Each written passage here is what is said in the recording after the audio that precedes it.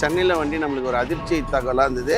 2314 பேர் பாலியல் ரீதியான துன்புறுத்துக்கு ஆளாக இருக்காங்க. மதுரையில் 612 பேர் பாதிக்கப்பட்டிருக்காங்க. தருமபுரியில் பார்த்தா 512 பேர் பாதிக்கப்பட்டிருக்காங்க. கிருஷ்ணகிரியில் 430 பேர், ராமநாதபுரம் 579 பேர், நாமக்கல். என்னடா ஒரு குழந்தைக்கோசம் எல்லாருமே ஜஸ்டிஸ் பாரு ஆசிபா, ஜஸ்டிஸ் பாரு இப்படின்ட்டு குரல் கொடுப்பாங்க. இந்த திராவிட போராளிகள்லாம் எங்கே போனாங்கன்னு தெரியல. ஆனால் தமிழ்நாட்டிலே சிறுவர், சிறுமிகள், பெண்கள், முதியோர் என பாதிக்கப்பட்டவங்களுடைய எண்ணிக்கை பார்த்தீங்கன்னா 15,000 பேர். காவல்துறையுடைய ஹோல் டிபார்ட்மெண்ட், நான் மொத்த தமிழக காவல்துறை ஐசியூ வார்டில் இருக்கு. நான் தான் ஆப்ரேஷன் பண்ணி ஜென்ரல் வார்டுக்கு எடுத்துன்னு வரணும், இல்லைன்னா மாச்சரிக்கு போயிடும். அதுதான் உண்மை.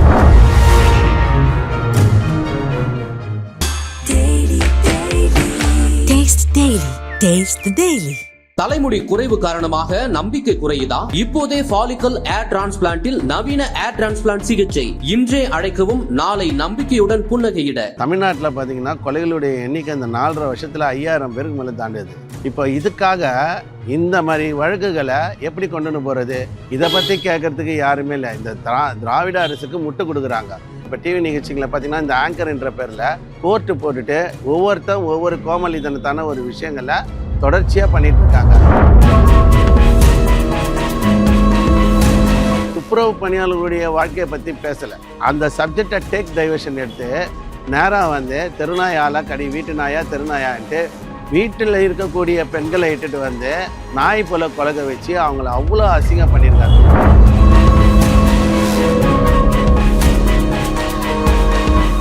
இந்த எஃப்ஐஆருக்கு கோர்ட்டில் எப்படி உயிரோட்டம் இருக்குன்ட்டு பார்க்கறதுக்கு கோர்ட்டு பிடிவாரண்ட்டு போட்டப்பட்டிருக்கவங்க எத்தனை பேர் இருக்காங்க அப்படின்ட்டு கோர்ட்டாளிங்களுக்கு போடுறோம். இப்போ ஒவ்வொரு ஸ்டேஷனில் கோர்ட்டு பிடிவாரண்ட்டு போட்ட நபர்கள்ன்ட்டு எடுக்கிறோம். அப்போ பார்த்தீங்கன்னா பிடிவாரண்ட்டு போடப்பட்ட நபர்களுடைய எண்ணிக்கை புதுப்பேட்டில் பார்த்தீங்கன்னா 1,08,168 பேர். தமிழ்நாட்டு பெண்களுக்கு நடக்கக்கூடிய பாலியல் வன்கொடுமை பற்றி ஒரு தனி டேட்டா பேஸ் எடுத்து வச்சுருக்கேன், அதை பற்றி பேசுகிறேன்னு சொல்லுவீங்க. அது என்னதுன்னா, இந்த 4.5 வருஷத்தில் தமிழ்நாடு முழுக்க 61 மாவட்டம் காவல்துறை கட்டுப்பாட்டில் உள்ள 61 மாவட்டத்தில் நம்ம ஒரு டேட்டா பேஸ் எடுத்தோம். இப்போ சிவகங்கையில் ஒரு பாட்டி 80 வயசு பாட்டியை கற்பழிப்பு, திருவள்ளூரில் ஒரு 8 வயது சிறுமி வட மாநிலத்தால் இது மாதிரி கற்பழிப்பான விஷயங்கள் தொடர்ந்து நடந்துருப்போ, நமது மக்கள் சாம்ராஜ்யம் நம்ம அமைப்பு சார்பாக சரி இது ஒரு ஆர்டிக்கல்லாம் எங்கெல்லாம் இருக்கு காவல்துறைக்கு இதெல்லாம் எடுத்து கொடுக்கலான்ட்டு போனோம். நம்ம போகிறப்போ மிகப்பெரிய அதிர்ச்சி தகவல் கிடச்சிது. வேப்பேரியில் சென்னை கமிஷனர் கட்டுப்பாட்டில் 12 மாவட்டம் இருக்குது. இந்த மாவட்டத்திலே பார்த்திங்கன்னா சிறுவர்கள், முதியோர் என பாதிக்கப்பட்டவங்களுடைய எண்ணிக்கை 2314 பேர். இது மிகப்பெரிய ஒரு அதிர்ச்சி ஆயிடுச்சு. அதாவது காவல் கட்டுப்பாட்டுக்குள்ளே இருக்க மாவட்டம் வேறு, நம்ம தமிழ்நாடு கவர்மெண்ட் அரசு அலுவலகத்துக்கு ஒரு லிமிட் இருக்குது. அப்போ பார்த்திங்கன்னா சென்னை கமிஷனருக்கு 12 மாவட்டம் வருது. ஆவடியில் பார்த்திங்கன்னா 2 மாவட்டம், ஒன்று நெற்குன்றம், இன்னொன்று ஆவடி கமிஷனர் ஒன்று, இன்னொன்று பார்த்திங்கன்னா தாம்பரம் ஒரு மாவட்டம். ஸோ சென்னை கமிஷனர் கட்டுப்பாட்டில் 13 கமிஷனர் 15 மாவட்டம் வரும். அப்போ பிற மாவட்டங்களில் நம்ம பார்த்திங்கன்னா 46 மாவட்டம் வரும் போலீஸ் டிபார்ட்மெண்ட்டுடைய மாவட்டம். அதில் பார்த்திங்கன்னா சென்னையில் நம்மளுக்கு ஒரு அதிர்ச்சி தகவலாக இருந்தது. 240 பேர் நாட் அரெஸ்ட்டு. இது ஒரு மிகப்பெரிய விஷயமா இருந்தது. ஏன்னா 2314 பேர் பாலியல் ரீதியான துன்புறுத்துக்கு ஆளாக இருக்காங்க. இது சம்மந்தமாக நம்மளுக்கு நான் முறையாக கம்ப்ளைண்ட் கொடுத்தேன். நான் முறையாக கம்ப்ளைண்ட் கொடுத்துட்டு இது சம்மந்தமாக நடவடிக்கை எடுக்க சொல்லி கொடுத்துருக்கோம். சென்னை கமிஷனர் நம்மளுக்கு கொடுத்த காப்பி இது பாருங்க. சென்னை கமிஷனர் இது சம்மந்தமாக நம்மளுக்கு கொடுத்துருக்காரு. என்னென்னா, எங்கேயோ ஒரு காஷ்மீரில் ஆசிபாக்கோசம் நம்ம குரல் கொடுக்குறோம், எங்கேயோ ஒரு இடத்துல நடந்தால் குரல் கொடுக்குறோம். ஆனால் சென்னையில் 2314 பேர் அரெஸ்ட் ஆகிருக்காங்க. இது தோண்ட புதிலாக கிடச்சிது எனக்கு. என்னென்னா, வெப்பேரி சென்னை கமிஷனில் இப்படி ஆகுது. அப்புறம் பார்த்திங்கன்னா ஆவடியில் பார்த்திங்கன்னா 305 பேர் பாதிக்கப்பட்டிருக்காங்க. இப்போ பார்த்திங்கன்னா மதுரையில் 612 பேர் பாதிக்கப்பட்டிருக்காங்க. தருமபுரியில் பார்த்தா 512 பேர் பாதிக்கப்பட்டிருக்காங்க. இந்த மாதிரி ஒரு டிஸ்ட்ரிக்டில் நம்ம எடுத்து போக அதிகமாக தான் இருக்குது. கிருஷ்ணகிரியில் 430 பேர், ராமநாதபுரம் 579 பேர், நாமக்கல் 412 பேர், புதுக்கோட்டை 444 பேர், கடலூர் இருக்கிறதுலே கடலூர் தான் ஒஸ்ட்டு 962 பேர் 962. அப்போ ஈரோடு 708 பேர், தென்காசி 699 பேர், திருவள்ளூர் 373 பேர், நாகப்பட்டினம் 175 பேர். இப்போ நம்மளுக்கு கண்ணுக்கு தெரியாமல் இந்த மாதிரி ஒரு விஷயம் நடந்துகிட்ருக்கப்போ, என்னடா ஒரு குழந்தைக்கோசம் எல்லாருமே ஜஸ்டிஸ் பாரு ஆசிபா, ஜஸ்டிஸ் பாரு இப்படின்ட்டு குரல் கொடுப்பாங்க. இந்த திராவிட போராளிகள்லாம் எங்கே போனாங்கன்னு தெரியல. ஆனால் தமிழ்நாட்டிலே 15,000 சிறுவர் சிறுமிகள் பெண்கள் முதியோர் என பாதிக்கப்பட்டவங்களுடைய எண்ணிக்கை பார்த்தீங்கன்னா 15,000 பேர். இதை வந்து எப்படி கணக்கு எடுத்துக்கிறது? தமிழ்நாட்டில் பார்த்தீங்கன்னா கொலைகளுடைய எண்ணிக்கை இந்த 4.5 வருஷத்தில் 5,000 பேருக்கு மேலே தாண்டுது. இப்போ இதுக்காக இந்த மாதிரி வழக்குகளை எப்படி கொண்டு போகிறது? இதை பற்றி கேட்கறதுக்கு யாருமே இல்லை. இந்த திராவிட அரசுக்கு முட்டு கொடுக்குறாங்க. இப்போ பாருங்கள், ஒரு சாதாரண துப்புரவு பணியாளர்கள் போராடுறப்போ இவனுங்க என்ன பண்ணுறானுங்கன்னா தெருநாய் பிரச்சனை எடுத்து வந்து கொடுக்குறாங்க. இந்த கோர்ட்டு போட்ட கோமாளிகள் இருக்காங்க சொல்லுவாங்க பார்த்தீங்களா, இந்த கோர்ட்டு போட்ட கோமாளிகள் இந்த அரசுக்கு ஏதோ ஒரு துறையில் முட்டு கொடுத்துட்டே இருப்பாங்க. இப்போ டிவி நிகழ்ச்சிகளை பார்த்தீங்கன்னா இந்த ஆங்கர் என்ற பேரில் கோர்ட்டு போட்டுட்டு ஒவ்வொரு கோமாளித்தனத்தான ஒரு விஷயங்களை தொடர்ச்சியாக பண்ணிகிட்டு இருக்காங்க. இப்போ தெருநாய் துப்புரவு பணியாளர்களுடைய வாழ்க்கையை பற்றி பேசலை, துப்புரவு பணியாளர்களுடைய வாழ்க்கையுடைய மேம்பாட்டை பற்றி பேசலை. ஆனால் அந்த சப்ஜெக்டை டேக் டைவர்ஷன் எடுத்து நேராக வந்து தெருநாயால் கடி வீட்டு நாயா தெருநாயான்ட்டு வீட்டில் இருக்கக்கூடிய பெண்களை இட்டுட்டு வந்து நாய் போல் கொலக வச்சு அவங்கள அவ்வளோ அசிங்கம் பண்ணியிருக்காரு. ஏன் இதே அந்த ஆங்கர் வீட்டில் நாய் வளர்க்கலையா? அவங்க பொண்டாட்டிலாம் இல்லையா? நம்மளுக்கு கேள்வி கேட்கணும். இதே ஆங்கரு, நான் சொல்லக்கூடிய இந்த ஆங்கரு மாண்புமிகு தமிழக முதலமைச்சரை தனிப்பட்ட முறையில் டிபேட் எடுக்கிறாரு. சார், உங்களுக்கு ஐர மீன் குழம்பு பிடிக்குமா, வஞ்சிர மீன் குழம்பு பிடிக்குமான்ட்டு கேட்குறாரு. இதை விட நக்கி பழக்க வேண்டிய அவசியம் எதுவுமே கிடையாது. புரியுதா? ஓப்பனாகவே நாங்கள் என்ன சொல்கிறோன்னா, தமிழ்நாட்டில் எந்த மொழியில் எந்த சமூகத்தில் சேர்ந்தவங்கள பாலியல் ரீதியான ஒரு துன்புறுத்தல் இவ்வளோ குழந்தைங்க பண்ணியிருக்கேன்னு நாங்கள் 8ஆம் மாதம் கம்ப்ளைண்ட்டை கொடுத்துருக்கோம். கரெக்டாக 8ஆம் மாதம் இது வரைக்கும் காவல்துறையில் 4/8/2025 கொடுத்துருக்கோம். இது வரைக்கும் காவல்துறை எங்களுக்கு எந்த பதிலும் சொல்ல, இது சம்மந்தமாக இன்வெஸ்டிகேஷனும் போடலை.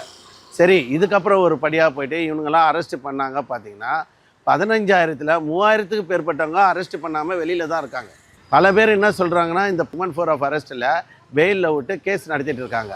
அப்புறம் இது சம்மந்தமாக நாங்கள் வந்து தொடர்ச்சியாக வந்து இதுக்கப்புறம் ஒரு படியாக போனோம். இத்தனை பேர் அரெஸ்ட் பண்ணல, இத்தனை கொலை வழக்கில் இருக்கக்கூடிய நபர்களெல்லாம் வெளியே சுற்றிட்டு இருக்காங்க. இவங்க மேலே என்ன நீதிமன்ற நடவடிக்கை எடுத்திருக்குன்னு இந்த பிடிவாரண்ட்டு போடப்பட்ட இந்த வழக்கில் வந்து பார்த்திங்கன்னா முறையாக எஃப்ஐஆர்லாம் போட்டு சாட்சிட்டு போட்டு நீதிமன்றத்தில் போட்டிருக்காங்களா? பார்த்திங்கன்னா பாதி வழக்கு கிட்டத்தட்ட நிறைய வழக்கு பெண்டிங்கு எஃப்ஐஆர் போட்டு காவல் நிலையத்திலே வந்து பெயில் விடப்பட்டு போயிருக்காங்க. சிலது வந்து நீதிமன்றத்து மூலியம் பெயிலில் ஆயிருக்கு. அதனால் பல அக்யூஸ்டுங்க வந்து சில பேர் வயசானவங்க, அதனால் அவனுங்க மீது வந்து நடவடிக்கை எடுக்க இயலாது அப்படின்னு சொல்கிற மாதிரி பெயில் வண்டி கொடுத்துட்டு சாட்சிட்டு போடாமல் இருந்தாங்க. சரி, ஓகே. இது சம்மந்தமாக கோர்ட்டில் வந்து என்ன மாதிரியான ஒரு இது இருக்குது, இந்த எஃப்ஐஆருக்கு கோர்ட்டில் எப்படி உயிரோட்டம் இருக்குன்ட்டு பார்க்குறதுக்கு கோர்ட்டு பிடிவாரண்ட்டு போட்டப்பட்டிருக்கவங்க எத்தனை பேர் இருக்காங்க அப்படின்ட்டு கோர்ட்டாளிங்களுக்கு போடுறோம். இப்போ ஒவ்வொரு ஸ்டேஷனில் கோர்ட்டு பிடிவாரண்ட்டு போட்ட நபர்கள்ன்ட்டு எடுக்கிறோம். அப்போ பார்த்திங்கன்னா ஒரு மிகப்பெரிய அதுவும் போக வந்து நம்மளுக்கு ஒரு பதில் பயங்கரமாக தான் கிடைக்குது. பிடிவாரண்ட்டு போடப்பட்ட நபர்களுடைய எண்ணிக்கை புதுப்பேட்டில் பார்த்திங்கன்னா 1,08,165 பேர். நீதிமன்றத்தில் இவங்கள பிடிக்க சொல்லி ஒவ்வொரு மாவட்டத்திலையும் அதிகப்படியாக இருக்குது. 1,08,165 பேர் பிடிவாரண்ட்டு போட்டிருக்காங்க. இவங்க என்ன பண்ணுறாங்க, கோர்ட்டில் ஆக்டிவிஸ்டில் இருக்கு அப்படின்ட்டு சொல்லி பல பிடிவாரண்ட் அக்யூஸ்டுங்களை ஒவ்வொரு மாவட்டத்திலையும் சுமார் வந்து 100க்கும் மேற்பட்டவங்க கணக்கு போட்டாலே நம்மளுக்கு ஒரு 10,000 பேரை கவர்மெண்ட் சார்பாக டிஜிபி சார் வந்து பிடிக்காமல் காவல்துறை வந்து பிடிவாரண்ட் போடப்பட்ட நபர்களில் வந்து ஒவ்வொரு மாவட்டத்துலேயும் ஜாஸ்தி. நம்மளுக்கு வந்து பார்த்திங்கன்னா இப்போ கிருஷ்ணகிரியில் எடுத்தோம் 10,145 பேர் நீதிமன்ற வாரண்ட்டு போட்டிருக்கு. இந்த வாரண்ட் அக்யூஸ்டுங்களை கைது பண்ணி இப்போது ஒரு வழக்கு இருக்குது, நீதிமன்றம் ஃபைலாகுது, போலீஸ் ஸ்டேஷன்லேயே 15 வருஷம் தூங்குது. நல்லா கதையை கேட்டுக்கோங்க. 15 வருஷம் எஃப்ஐஆர் சார்ஜ்ஷீட் போடாமல் போலீஸ் ஸ்டேஷன்லேயே தூங்கி அந்த ஃபைலு நீதிமன்றத்துக்கு போய் அந்த கேஸ் ரன் ஆகி வாரண்ட்டு போட்டாலும் அரெஸ்ட்டு பண்ணாமல் எவ்வளோ பேர் இருக்காங்கன்றதை போய் பார்த்தோம். இப்போ நீங்கள் ஆனால் சொல்கிறீங்க இந்த 4.5 வருஷத்துலன்றீங்க, ஆனால் முன்னையும் அப்படி தானே இருக்குது. நம்ம ஏன் குறிப்பாக இந்த 4 வருஷத்தை பற்றி இப்போ நம்ம வாரண்ட்டை பொறுத்த வரைக்கும் 10 வருஷம் எடுத்தோம். 10 வருஷத்தில் தான் 1,08,165 பேர். இப்போ பார்த்தீங்கன்னா கிருஷ்ணகிரியில் மட்டும் 10,145 பேருக்கு வாரண்ட்டு போட்டிருக்காங்க. இது 10 ஆண்டு வாரண்ட்டு வந்து 10 வருஷம். திமுக அண்ணா திமுக ஆட்சியில் 2த்துலேயும் எடுக்கணும், எவ்வளோ கைதிங்க இருக்காங்கன்றதை நம்ம முறையாக பார்க்குறோம். இந்த வாரண்ட்டு போட்ட அக்யூஸ்டுங்க தான் ப்ரீவியஸ் அக்யூஸ்டுங்க குற்ற சம்பத்தின் பின்னாடி. இப்போ நம்ம டோட்டலாக நீதிமன்றத்துலேருந்து வாரண்ட்டு பார்த்திங்கன்னா 3 லட்சம் பேருக்கு மேலே போட்டிருப்பாங்க.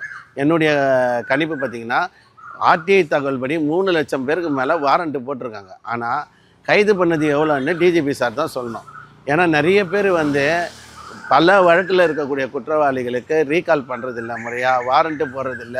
அந்த ரவுடிங்களுடைய பிஎஸ்ஓ எப்படின்னா ஒரு போலீஸ் வந்து எப்பயுமே அவங்கள கண்காணிக்கணும். அந்த இடத்துல போய் ஒரு மாவட்டத்தில் இருக்கிற அக்யூஸ்ட்டு பக்கத்து மாவட்டத்தில் போய் பண்ணுறான். இப்போ பார்த்தீங்கன்னா ரவுடி பசங்களுக்கு இருக்கிற சொத்து வந்து உழைச்சி சம்பாதிக்கக்கூடிய சாமானிய மக்களுக்கு இன்றைக்கி இல்லை. ஒரு பெண் தான் 200 சவர நகை வச்சுக்கிறாங்க, 10 ஹவுசிங் போர்டு வச்சுக்கிறாங்க. இந்த ப்ராப்பர்ட்டியெல்லாம் சீஸ் பண்ணாத காரணம் என்ன? காவல்துறையுடைய ஹோல் டிபார்ட்மெண்ட், நான் தமிழக காவல்துறை ஐசியூ வார்டில் இருக்குது. நான் தான் வந்து ஆப்ரேஷன் பண்ணி ஜென்ரல் வார்டுக்கே எடுத்துன்னு வரணும். எல்லாத்தையும் நான் தான் எடுத்து கொடுத்துன்னுக்குறேன். காவல்துறை மொத்தமாக ஐசியூ வார்டில் இருக்குது. நான் வந்து இந்த விஷயத்தெல்லாம் சொல்லி ஜென்ரல் வார்டுக்கு எடுத்துன்னு போகிறேன். இல்லைன்னா மாச்சரிக்கு போயிடும். அதுதான் உண்மை. ஏன்னா ஒட்டுமொத்த டிபார்ட்மெண்ட்டில் ஒரு ஐஓ ஒரு கேஸு 1 வருஷம் இல்லை 2 வருஷத்துக்குள்ளே ஒரு எஃப்ஐஆரை க்ளோஸ் பண்ணியிருக்கணும். இல்லை, நான் கேள்விப்பட்டிருக்கேன் சில கேஸ்லாம், சின்ன கேஸ்லாம் வந்து உட்காந்து அவங்க கோர்ட்டுக்கு கூப்பிட்டு போயிட்டு அவங்கள அரெஸ்ட் பண்ணி வச்சுட்டு இருந்தால் நம்மளுக்கு செலவு தான், வீண் செலவு தான் சொல்லிட்டு ஒரு காவல் அதிகாரி சொன்னார். அப்படி கிடையாது. முறையாக ஒரு எஃப்ஐஆர்ன்றது ஃபஸ்ட்டு இன்ஃபர்மேஷன் ரிப்போர்ட், அது டெல்லி வரைக்கும் போகணும். ஒரு மனிதனுக்கு ஒரு எஃப்ஐஆர் பதிவு பண்ணிட்டால் அது சுப்ரீம் கோர்ட் வரைக்கும் போகக்கூடிய ஒரு விஷயமாக காவல்துறை கருதவே இல்லை.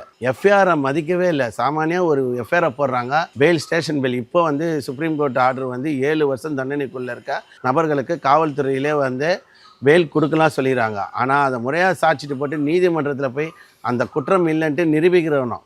அப்போது அந்த ஐஓ என்ன பண்ணோம், சின்ன கேஸாக இருந்தால் கூட ஒரு 6 மாதத்துலேருந்து 1 வருஷத்துக்குள்ளே அந்த எஃப்ஐஆரை நீதிமன்றத்துக்கு கொண்டுன்னு போனோம். இது எந்த ஒரு இன்ஸ்பெக்டரும் நீதிமன்றத்தை மதிக்கலை, எந்த ஒரு ஏசியும் மதிக்கலை. ஏன்னா சாமானிய மக்களுக்கு ஒரு கொலை வழக்குக்கு இன்ஸ்பெக்டருக்கு எஃப்ஐஆர் போடலாம். அதேமாரி ஒரு பிரின்சிபல் ஜஸ்டிஸ் சொல்லக்கூடிய எஸ்சிஎஸ்டி கமிஷனுக்கெல்லாம் வந்து ஏசி போடலாம். அப்போ இது போல் எந்த எஃப்ஐஆர் போட்டாலும் எஸ்ஐ கூட போடலாம்.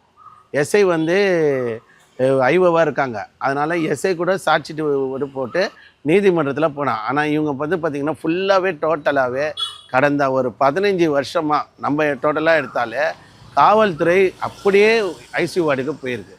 எந்த ஒரு செயலை செய்யலை. காரணம் இதனால் அவங்களுக்கு அது வருமானம் வரும்னு நினைக்கிறீங்களா நீங்கள்? அவங்கக்கிட்ட சம்மந்தப்பட்டவங்க அரெஸ்ட் பண்ணாமல் அவங்கள வந்து எஃப்ஐஆர். ஆமாம், இப்போ வந்து சார் அந்த கேஸை கொஞ்சம் பார்த்துக்கங்க, அது எஃப்ஐஆர் போடாதீங்க, சாட்சிட்டு போடாதீங்க சார், லேட்டராக போட்டுக்கலாம் சொல்லி அவரு எப்பயுமே ஒரு ஸ்டேஷனில் 3 எஸ்ஐ தான் இருப்பாங்க.